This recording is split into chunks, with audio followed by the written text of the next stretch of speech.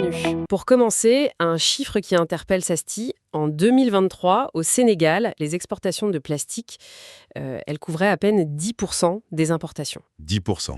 Oui, ça fait un déficit de 270 millions de dollars, rien que pour les plastiques. Ah oui, quand même. C'est un peu le symptôme d'un défi classique pour beaucoup d'économies.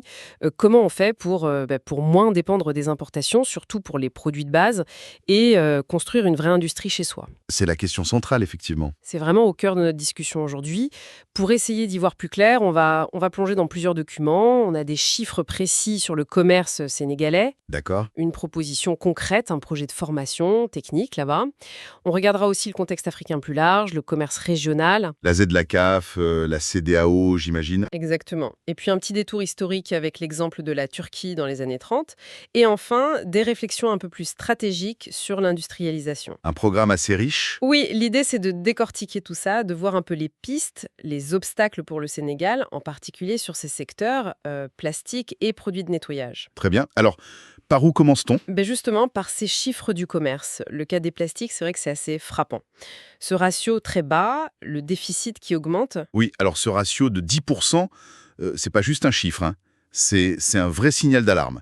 Ça veut dire concrètement que le pays doit sortir des devises pour payer 90% de ce qu'il consomme en plastique importé. Ah oui, la pression sur la balance des paiements doit être énorme. Exactement. C'est une pression constante. Et ça montre une vraie dépendance structurelle pour un matériau qui est partout aujourd'hui. C'est d'autant plus net que, si on compare, le déficit global de l'Afrique est moins marqué sur ce secteur et le commerce mondial, lui, est plus ou moins à l'équilibre.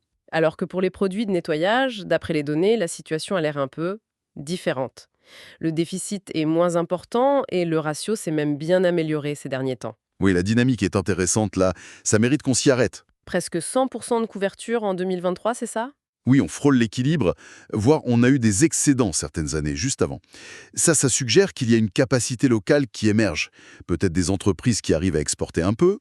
Donc c'est un signe positif. C'est un signe. Encourageant, mais il faut rester prudent. Même si le ratio est bon, le volume total des importations, lui, reste assez élevé. Donc, la dépendance n'a pas complètement disparu, elle est juste mieux compensée par les exportations que dans d'autres pays africains où le déficit est plus net. D'accord. Et si on regarde le commerce total du Sénégal, là l'image est moins optimiste, on va dire. Ah bah oui, Un déficit global d'environ 6,5 milliards de dollars en 2023, le ratio de couverture est sous les 50%. voilà. Là, on voit l'ampleur du défi global. Et ça nous ramène à l'importance des secteurs comme les plastiques et les produits de nettoyage. Comme le rappellent certaines de nos sources, ce sont des biens de consommation de base. Des produits du quotidien, oui. Exactement. La demande est là, elle est constante. Si on ne produit pas sur place, eh bien la facture d'importation, elle revient tous les ans. Et elle pèse lourd. C'est tout l'enjeu de la substitution aux importations. Comment on fait pour produire soi-même ce dont on a besoin tous les jours? C'est clair que ces chiffres montrent qu'il faut des alternatives locales. Et justement, un des documents qu'on a, c'est une proposition d'initiative, un projet appelé Imalat Okulu. École de fabrication, si on traduit. C'est ça. Et c'est centré pile sur ces deux secteurs, plastique et nettoyage, au Sénégal. Eh bien, ça tombe à pic, on dirait. Ça vise directement la dépendance qu'on vient de voir dans les chiffres sur ces produits essentiels. Et surtout, ça met l'accent sur un point qui est fondamental et qu'on oublie parfois, le capital humain. C'est-à-dire, qu'est-ce qu'ils veulent faire concrètement? L'idée, c'est pas seulement d'acheter des machines, c'est de former les gens qui vont les utiliser, qui vont les entretenir, et même qui pourraient créer leur propre boîte après. Ah, d'accord. Le projet vise clairement à former des entrepreneurs, des travailleurs qualifiés, mais par la pratique. C'est ça qui est intéressant. Un peu de théorie, et puis hop, on produit. Ils donnent des exemples? Oui, fabriquer du nettoyant pour sol, de l'eau de javel, ou alors utiliser des techniques comme le moulage par injection pour faire des bouchons par exemple, ou le soufflage pour faire des bouteilles en plastique, des choses très concrètes. Et apparemment, ils prévoient même de filmer les sessions de production pour que ça serve à plus de monde. Il y a aussi cette idée de vendre ce qui est produit pour former à la vente et essayer de rendre le projet autonome financièrement. C'est ambitieux. C'est ambitieux, mais c'est pragmatique. Cette approche apprendre en faisant et en se confrontant directement au marché, c'est souvent efficace. Et ce qui est très pertinent aussi, c'est le potentiel de synergie dont on parlait un peu implicitement. La synergie. Oui, un des papiers de recherche qu'on a qualifie le secteur des produits de nettoyage de moteur de synergie. Un moteur de synergie. Qu'est-ce que ça veut dire simplement? C'est l'idée d'un effet d'entraînement, un peu comme un domino. Pour faire du savon, de la javel, il faut quoi? Il faut des produits chimiques de base. Oui, Il faut des emballages, souvent en plastique. Donc, il faut des machines pour faire ces emballages. Et puis, des machines pour remplir les bouteilles. d'accord, je vois. Donc, si on développe ce secteur-là, ça peut tirer vers le haut l'industrie chimique en amont, l'industrie du plastique, la mécanique pour fabriquer les moules, les machines, et même le recyclage après. Cette école, si ça marche, ça pourrait être une petite étincelle qui allume tout un écosystème industriel. C'est une perspective intéressante, ça. On commence par faire du savon et on finit par fabriquer des machines complexes. C'est un peu l'idée, oui. Et ça rejoint une autre notion stratégique qu'on trouve dans nos sources, le séquençage industriel. Le séquençage. Oui, l'idée qu'il est souvent plus malin de commencer par des biens de consommation assez simples, comme cela. Ils répondent à une demande locale forte, ils peuvent parfois utiliser des ressources locales, avant de viser des industries beaucoup plus lourdes ou technologiques. Ce projet d'école, il s'inscrit bien dans cette logique, de première étape en fait. D'accord. Mais une initiative comme ça, même si elle a l'air bien pensée, est-ce qu'elle peut vraiment changer la donne pour tout le pays, toute seule? C'est là qu'il faut élargir un peu le regard. D'abord, il y a le marché potentiel. Le Sénégal fait partie de la CEDEAO, ou la Communauté ouest-africaine, Oui, et surtout de la ZLCAF, la grande zone de libre-échange africaine. Et ça, c'est un marché potentiel qui est juste énorme. énorme comment? On a une idée des chiffres? Oui, pour donner un ordre de grandeur, rien que pour les plastiques et les produits de nettoyage, en 2023, les importations dans toute la zone ZLCAF, c'était plus de 30 milliards de dollars. 30 milliards. Oui, et rien que pour la CEDEAO, c'était plus de 4 milliards. Donc, si le Sénégal arrive à produire localement et surtout à être compétitif, Oui, la compétitivité, c'est clé. alors, ces marchés régionaux, ce sont des débouchés considérables. L'opportunité, elle est clairement là. La question, c'est comment on fait pour devenir compétitif? C'est toute la question, oui. Et là, peut-être que l'histoire peut nous éclairer un peu.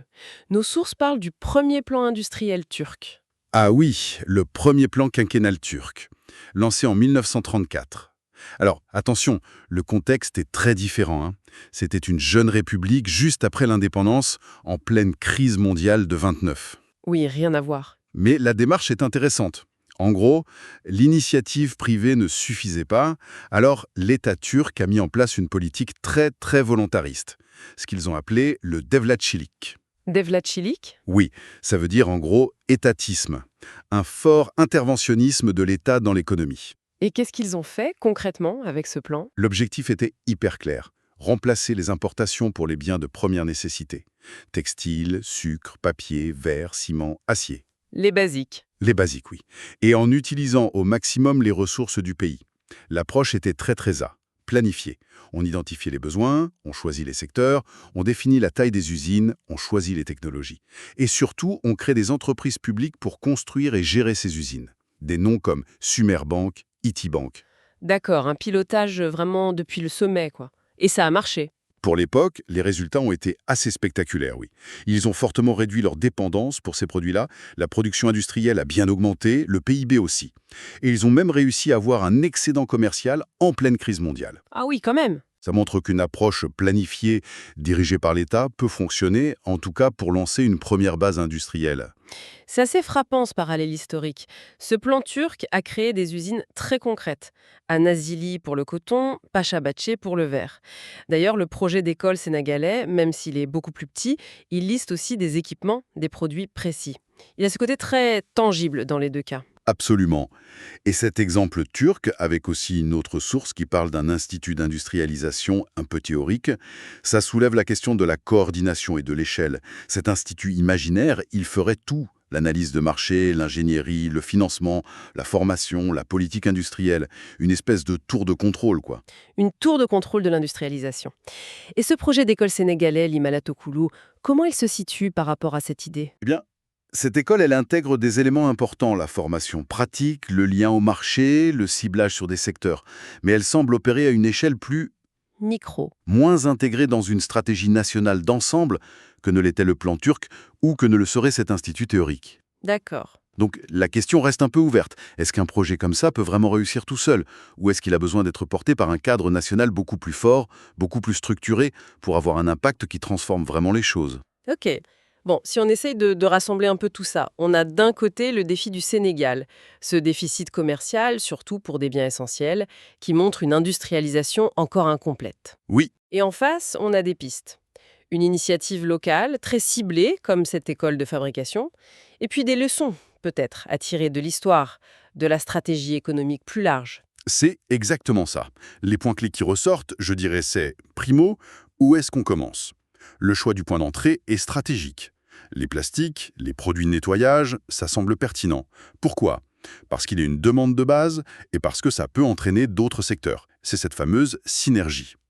D'accord, le point d'entrée. Secondo, les compétences. C'est vraiment le nerf de la guerre. Sans les gens qualifiés, sans les entrepreneurs pour porter des projets, il ne se passe rien de durable. D'où l'importance de la formation pratique que vise l'école. Les compétences, oui. Tertio, le potentiel existe. On a vu les marchés régionaux, la ZLECAf, la CEDEAO. C'est une énorme opportunité. Mais, et c'est un gros mais, il faut être compétitif. La compétitivité, toujours. Et enfin, quarto, la grande interrogation, la coordination, la vision d'ensemble. L'exemple turc suggère qu'une stratégie nationale forte, planifiée, ça peut être un levier très puissant, peut-être même nécessaire pour que des projets individuels, même s'ils sont bons, s'additionnent vraiment et créent une dynamique industrielle à l'échelle du pays. Donc finalement, comprendre ce défi économique, ce n'est pas seulement regarder des chiffres de déficit en fait. Non, c'est plus complexe. C'est voir comment tout s'articule, les données brutes, les projets sur le terrain, les marchés potentiels, les leçons du passé et les grands choix stratégiques sur le niveau de pilotage qu'il faut. C'est un peu tout ça qui dessine les chemins possibles pour un pays comme le Sénégal. C'est une bonne synthèse. On a donc fait un tour d'horizon de la situation sénégalaise, on est parti des chiffres du commerce, on a regardé de près cette proposition d'école de fabrication, l'Imalat Okoulou, et on a essayé de la remettre dans un contexte plus large. Les opportunités régionales, les réflexions stratégiques, l'éclairage de l'histoire économique. Oui. Et pour conclure, peut-être une réflexion qui prolonge un peu tout ça, en s'inspirant de nos sources. En voyant l'exemple turc et ce concept d'institut qui coordonnerait tout, on peut vraiment se poser la question de quel niveau de stratégie nationale concertée, qui irait au-delà des initiatives ponctuelles comme cette école, serait vraiment nécessaire pour que le Sénégal puisse inverser la tendance et réduire durablement sa dépendance aux importations de base. C'est une question d'échelle et d'orchestration pour viser un changement profond et qui dure.